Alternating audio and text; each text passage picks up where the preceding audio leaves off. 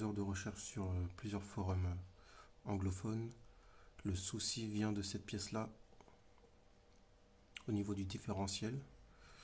C'est cette pièce-là qui s'emboîte dans un espèce d'engrenage et c'est cette partie-là qu'il faut graisser. Donc, BMW a même publié une note de service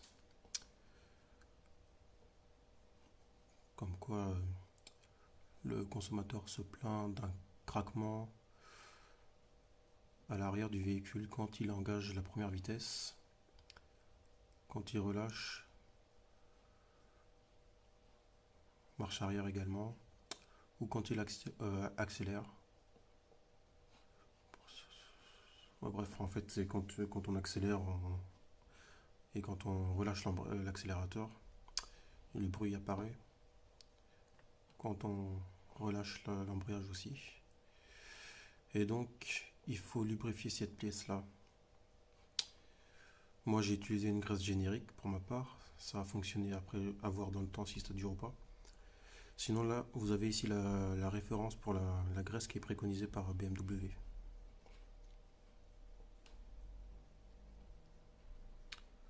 Ouais, ce code-là.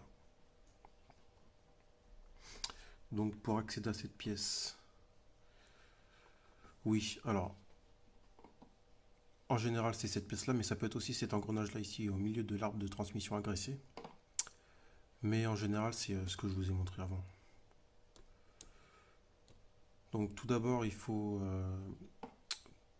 faire tomber la ligne d'échappement. Moi, j'ai juste dévissé l'arrière pour la faire basculer un petit peu vers le bas. Après, j'ai retiré aussi les deux caches, les deux les deux par chaleur pour avoir plus facilement accès. Et on arrive à cette pièce-là. Vous avez 4 vis Torx ici. C'est du la clé, c'est du E12, je crois. Ouais, c'est ça, E12. Vous retirez les 4 vis. Après, en retirant le pare-chaleur, vous avez accès au palier central, cette pièce-là. Vous dévissez les deux boulons sur les côtés, c'était une douille de 13. Après, moi, j'ai un petit peu galéré parce que c'était assez rouillé.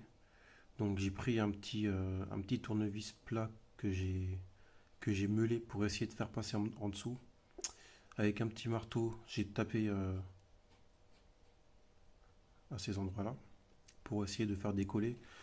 Doit y avoir même pas 5 mm à faire décoller pour que la pièce se désengage.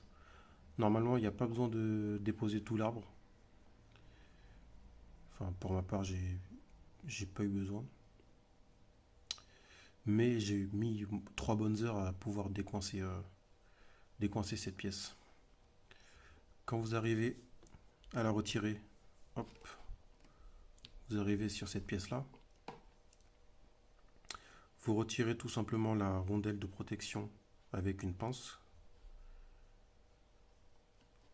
Et après, vous avez au milieu un écrou de 30. Enfin, vous prenez une douille de 30. J'ai aussi galéré parce que c'est serré à mort. Du coup, j'ai pris une grosse clé que j'ai coincée avec une corde d'un côté. Et de l'autre côté, d'un côté de la roue, en fait, j'ai passé la corde autour de la clé et je l'ai bloqué en dessous de la roue. Après, j'ai pris une autre corde que j'ai fait passer de l'autre côté de la roue pour en fait que ça soit à peu près centré. Je me suis appuyé sur la roue et j'ai tiré à fond pour pouvoir débloquer. J'ai tiré à fond sur la corde pour pouvoir débloquer avec la clé cet écrou.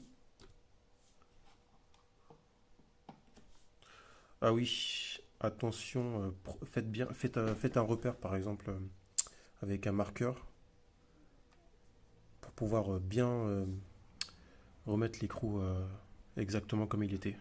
Très important. Voilà, en gros. Après, il y a cette pièce-là qui se retire.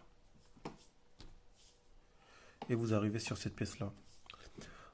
En fait, à la base, il était préconisé de mettre de la colle, de la Loctite, mais je crois que c'est BMW qui conseillait ça, et finalement, ils ont dit qu'il fallait que juste graisser la pièce, c'est ce que j'ai fait. Vous mettez pas mal de graisse tout autour, vous remontez tout, hop, et c'est réglé, plus de bruit. Donc voilà.